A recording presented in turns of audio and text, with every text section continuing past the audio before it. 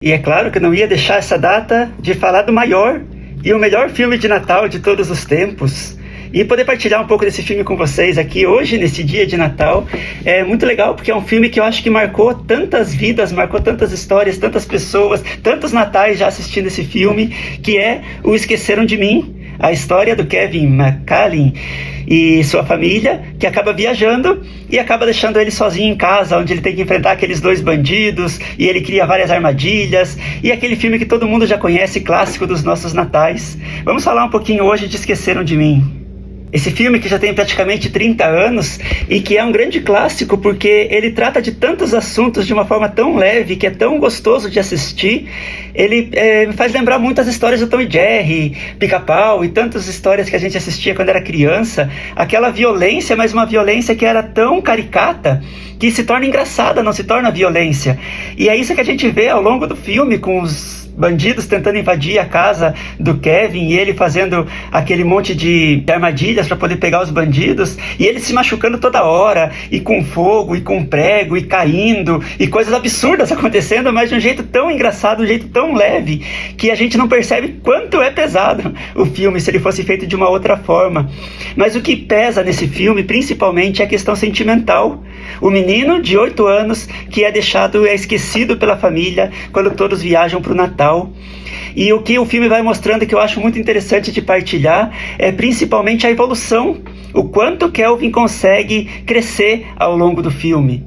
Começa o filme, inclusive, com outro personagem, o Homem da Neve, que está jogando sal na neve, que é uma coisa comum acontecer lá nos países que tem neve, para ela derreter mais rápido. E tá lá o homem com a pá, jogando aquele sal, e as pessoas com medo, e as crianças todas com medo daquele homem, porque ele era feio, porque ele era maldoso, porque diziam que ele matou o filho, e tudo que ele fazia, e todo mundo tinha medo dele.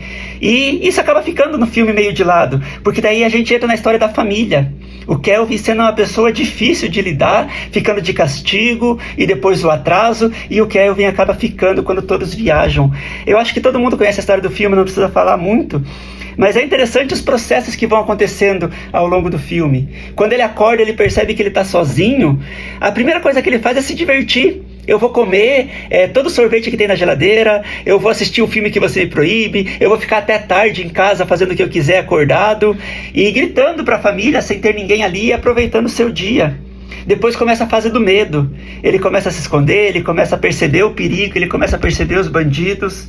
E depois vem uma terceira fase, que é quando ele resolve enfrentar o seu medo. Que ele começa a criar as armadilhas, que ele começa a se preparar para pegar aqueles bandidos. Ele vai passando assim de uma forma muito crescente na história. Daquele menininho que brigou com os pais, que falou que queria que vocês não existissem, até a hora que os pais não existiram, para o menino que soube defender a sua casa. Por outro lado também, a gente consegue ver a história da mãe.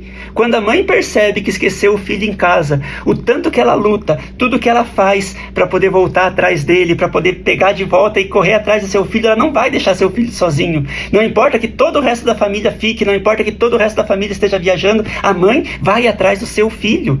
E é uma beleza muito grande de ver isso. É bonito a gente ver a evolução do Kelvin, e é bonito a gente ver a preocupação e o que a mãe faz. E ela vai atrás de avião e não importa o valor, e não tem mais vaga, e ela consegue carona com uma banda, e vai atrás de um furgão, e vai num caminhão, e não importa como, não importa o quanto ela vai lutar, ela vai estar com o seu filho. Mas a parte que eu queria mais comentar com vocês, e eu comecei falando daquele Homem da Neve, o velho que todo mundo tinha medo, o velho que todo mundo se preocupava porque tinha matado seu filho.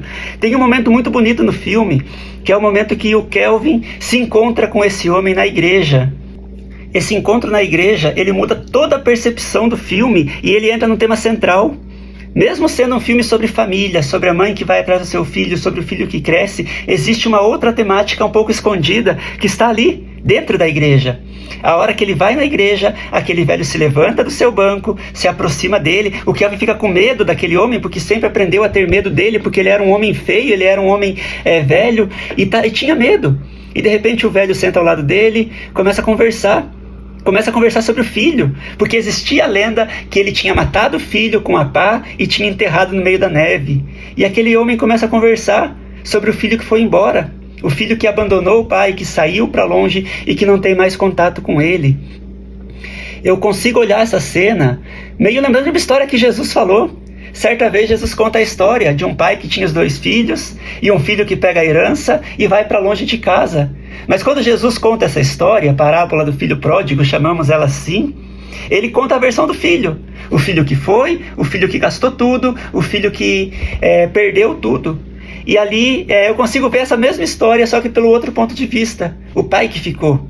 O pai que tinha brigado com seu filho, o pai que tinha se afastado de seu filho e que estava sozinho no Natal, sofrendo todo o preconceito, toda a dor, todo o desprezo dos outros, e sabendo que o filho estava ali distante e querendo se aproximar do filho e não conseguia porque o filho tinha ido para longe. Tem um momento muito especial depois que eles saem da igreja, ou antes de ir para a igreja, quando ele está fazendo umas compras, o velho coloca a mão no balcão, e até eu trouxe aqui a imagem, está aqui, vou colocar a imagem aqui agora, porque a mão desse homem é perfurada e não tem explicação.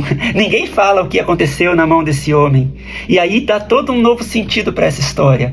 Porque no final, mesmo com todas as armadilhas que o Kelvin fez, mesmo com tudo que ele machucou aqueles bandidos, mesmo com tudo que ele tinha feito e as coisinhas que os bandidos pisaram, e as coisas de tinta que batia no rosto, e o fogo que queimou a cabeça do outro, e tudo aquilo que tinha acontecido com os bandidos, no final os bandidos conseguem pegar o Kelvin. Pegam o Kelvin, seguram, colocam ele em cima da parede. E na hora de maior perigo, que não tinha mais o que fazer, de repente quem aparece para salvar ele? O velho, que estava sem seu filho, que tinha perdido, brigado com seu filho, ido para um lugar distante e que tinha as mãos perfuradas. Olha o que esse filme quer nos dizer. Quem acabou salvando o Natal? Depois que acontece isso, chega a polícia, chega a mãe do Kelvin, eles se reúnem de volta, tem aquele encontro bonito da mãe se encontrando com seu filho um dia depois. E aí termina o filme, de novo, com aquele homem da neve encontrando seu filho. Parece os dois dando tchauzinho, filho. Não lembro se era filho ou era filha, mas parece o Kelvin lá da casa dele dando um tchauzinho para aquele homem que estava junto de volta com seu filho. Não parece, mas é toda uma temática cristã. Tudo aquilo que a gente aprende sobre a nossa fé está ali. O homem com a mão furada, o homem com a mão transpassada é quem acaba salvando aquele Natal. Você já tinha visto sobre essa ótica esse filme?